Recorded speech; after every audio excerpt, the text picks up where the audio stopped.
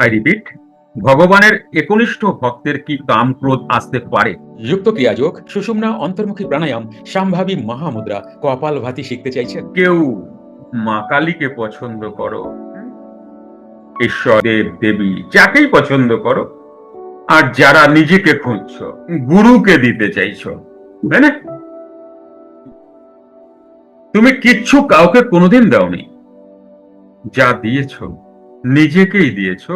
আর যেটা বুঝতে পারছো না, ভাবছো আমি কাউকে পাওয়ার জন্য তাকে দিচ্ছি, ঘুরিয়ে দেখবে তুমি নিজেকেই দিচ্ছ অ্যাকচুয়ালি, জানো?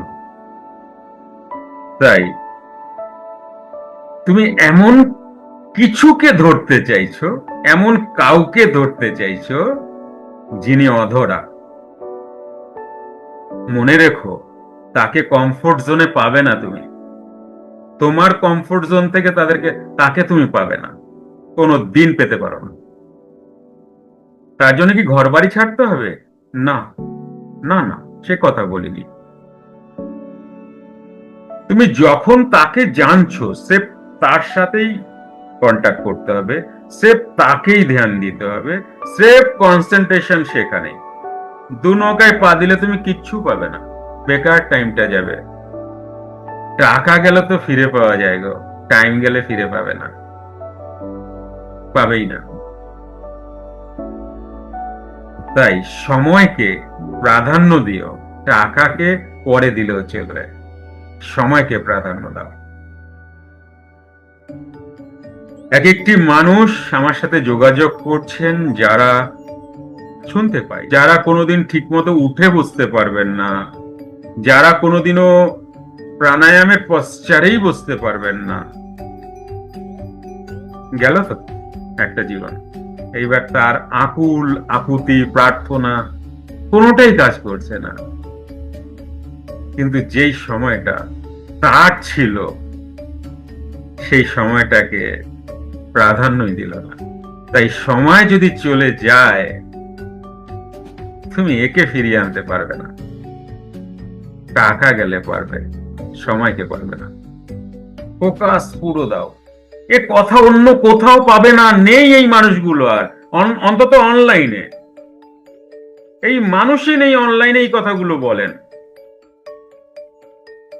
নেই। তুমি খুঁজে দেখো, আমার ভিডিওগুলো দেখতে থাকো, জ্ঞানীগুরুতে একটা লোক এই কথা বলেছেন কিনা। যারা বলতে জানেন তারা অনলাইন বোঝেই না, তারা আসবে না, তাদেরকে সময় নেই তোমাকে সময় দেওয়ার। তোমাকে সময় দেওয়া তাদের কাছে সময় নেই। স্রেফ আমি আসছি, যে কদিন আছি, এরপরে পাবা না, কাউকে পাবা না এই কথা শোনার জন্য। শেষ কথা এটা। কারণ সনাতন ধর্ম তোমরা বলো, আমি বলি হিন্দু ধর্মের এমন কোন সাবজেক্ট নাই যেখানে আমি সাধনা করিনি, যে গুরু আমি করিনি, যে গুরুর সাথে আমি চলিনি। আর টপ লেভেলের গুরুর সাথে চলেছি, যে গুরু আমার জীবনে এসছেন, সেই মার্গের টপ লেভেল। সুতরাং তুমি শুধু ক্রিয়াযোগীকে পাচ্ছ না, এখানে সমস্তটাকে পাচ্ছ, যা আর কোনোদিন তোমরা পাবেই না। বোঝার চেষ্টা করো। তাই রবিবার দিন তোমরা ফোকাস রেখো, কারণ শুধু প্রাণায়াম করলে হবে না, তুমি থকে যাবে একটা সময়। এই কথাগুলো যদি না শোনো, উৎসাহই পাবে না। 3-4 মাস পরে তুমি যেমনটা তেমনটাই হয়ে যাবে। কি আসলে কি জানো, যে যেটা পায় সে সেটার মূল্য দেয় না, দিতেও জানে না। খুব কম মানুষ দিতে জানে, আর যারা দিতে জানে তাদের তো তারা কমপ্লিট করবেই খুব তাড়াতাড়ি, তাই না? তারা দিতে জানে। 5টা আমি বলেছিলাম ক্লাসের ভক্তদের যে তোমাদের যদি কোনো মনে প্রশ্ন থাকে আমাকে লিখে দিও, আমি রবিবার দিন তোমাদের প্রশ্নগুলো আলোচনা করব। তো আমি 5টা প্রশ্ন পেয়েছি, সেটা নিয়ে আজকে আলোচনা করব, এবং সেটা কি কি তা তোমাদের হোয়াটসঅ্যাপেও আমি দিয়েছি। প্রশ্ন এক একটা মার্গের এক এক রকম। প্রশ্ন এক একটা মানুষের আধার অনুযায়ী এক এক রকম। আবার সেই প্রশ্নটার তার মতো করেও বলা যায়, আবার তার ওপরেরও এই মতবাদ যায়।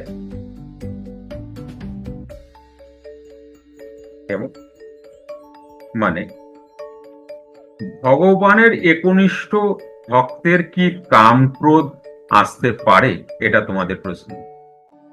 আই রিপিট, ভগবানের একনিষ্ঠ ভক্তের কি কাম ক্রোধ আসতে পারে? এইবার দেখো, এখানেও কিন্তু তুমি যেটা জিজ্ঞাসা করেছো তার কমসে কম 3 রকমের মিনিং হয়, 3 রকমের ব্যাখ্যা হয়।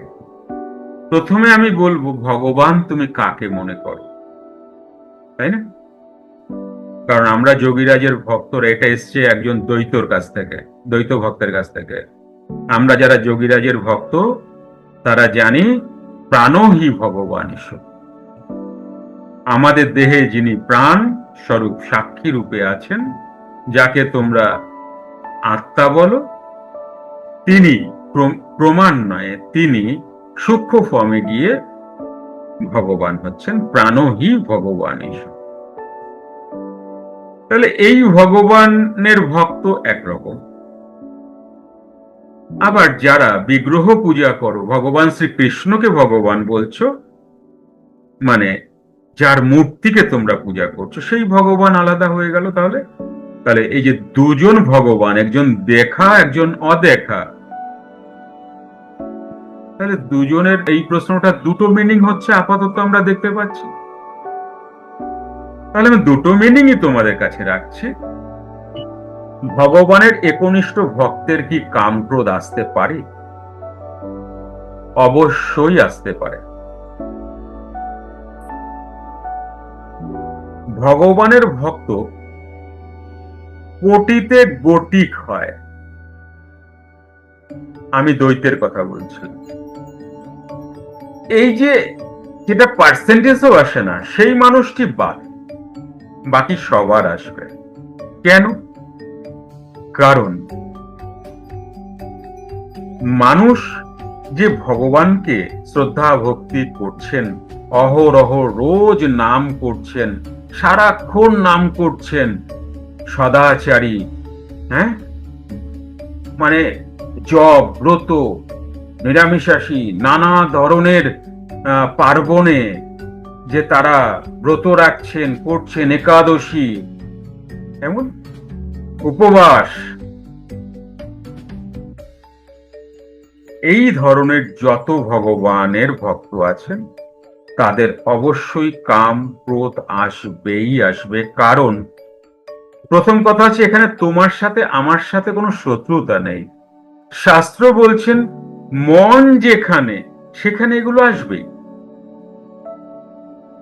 ইন্দ্রিয়ের প্রভাব যেখানে সেখানে এগুলো আসবেই। হ্যাঁ, ইন্টেন্সিটি কম বেশি হতে পারে, ইন্টেন্সিটি কম বেশি হতে পারে, সেটা আলাদা বিষয়। কথাটা বোঝা যাচ্ছে আমি কি বলতে চাইছি? সারাদিন নাম করছেন, সারাদিন ভগবান নিয়ে থাকছেন, বিগ্রহ পূজা আচরা হয়তো কম আসতে পারে, কিন্তু আসবেই। হয়তো তিনি অন্য কেউ ব্যথা দিলে বা কষ্ট দিলে বা অপমান করলে তাকে সেইভাবে রিয়াক্ট করবেন না, কিন্তু মনে মনে চলবে। তাই যতক্ষণ জীব ইন্দ্রিয়ের সঙ্গ করছেন ততক্ষণ কাম ক্রোধ লোভ মোহ মায়া এগুলো থাকবেই থাকবে, কিচ্ছু করার নেই, প্রমাণ গীতা। এইবার আসো, যারা প্রাণহি ভগবান ঈশ্বরকে জানতে চাইছেন বা এই মার্গে যারা আছে, তাদের কি আসবে? হ্যাঁ, আসবে। কথা একটাই, এই যে যারা প্রাণহি ভগবান ঈশ্বরকে মানেন বা প্রাণায়াম করছেন, যারা সদ্য শুরু করেছেন, 1-1.5-2 ঘন্টা প্রাণায়াম করছেন এবং আমি করি এই ভাবনাতে করছেন, তাদের এটা আসবে। কেন আসবে? কারণ তিনিও তো এখনো মনাতীত হলেন না, সেই জার্নিতে আছেন।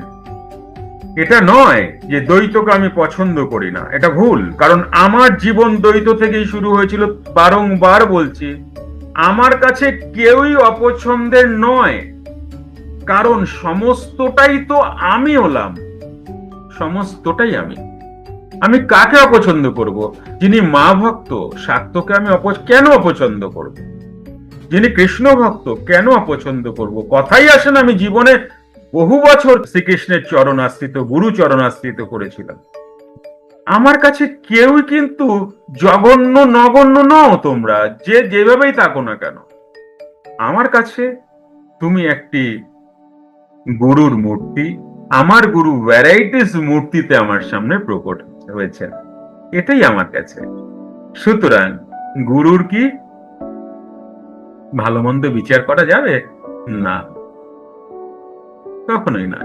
তুমি দ্বৈতেই থাকো, তুমি অদ্বৈতেই থাকো, তুমি দ্বৈত অদ্বৈতের মাঝামাঝি থাকো, তুমি ঈশ্বর মানোই না, তুমি ঈশ্বর মানো, সবটাই আমার কাছে সমান। এরম নয় তুমি ঈশ্বর না মানলেও তুমি যে আমার অপ্রিয় তা নয়। তাই আমি দ্বৈতের জন্য বলবো যে মূর্তি ভজনা করে বলে তার কাম ক্রোধ আসবে, আর যিনি প্রাণায়াম করছেন তার কাম ক্রোধ আসবে না, না, এটা কিন্তু নয়। ফ্যাক্ট যেটা সত্য সেটা সত্য। তুমি কি করে বুঝবে তোমার মন আছে, চঞ্চল মনটা আছে? যতক্ষণ ইরা পিঙ্গলা চলছে ততক্ষণ ইন্দ্রিয়তেই আমি আছি। সে দ্বৈত, আর ওই দ্বৈত সাধনা ভজনা করো আর অদ্বৈতের সাধনা করো। ফার্স্ট কথা হচ্ছে, যখন তুমি এই ইরা পিঙ্গলাকে অতিক্রম করছো তখন তুমি কামকে মোটামুটি ধরতে পেরেছো,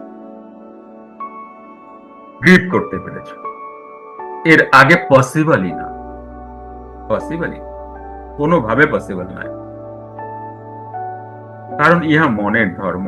কেমন? তাহলে বোঝা গেল যে ভগবানের একনিষ্ঠ ভক্তের কাম ক্রোধ আসতে পারে কি না পারে? অবশ্যই পারে।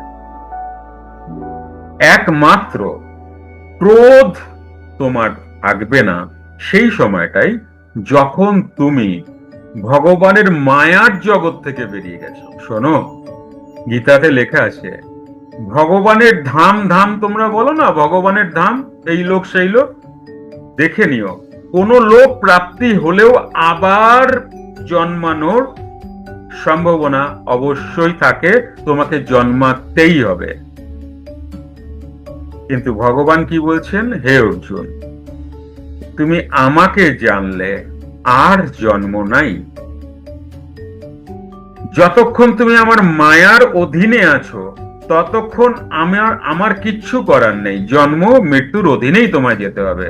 কিন্তু যখন আমাতে তুমি আসছো, আমাতে মানে ওই ব্লু কালারের কৃষ্ণর মধ্যে নয়, স্বয়ং প্রাণ তোমার দেহে যিনি আছেন, সব থেকে পাওয়ারফুল এনার্জি, ওই এনার্জিকে তুমি যখন জানছো এবং তাতে অধিষ্ঠান করছো,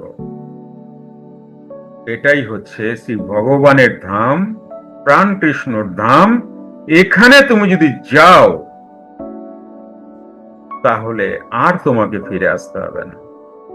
আর এই যে দ্বৈতের ভজনায় বৈকুণ্ঠ লোক, এই লোক সেই লোক, এটার প্রমাণও দিতে কিন্তু কেউ পারবে না, কারণ এটা মৃত্যুর পরে হয়।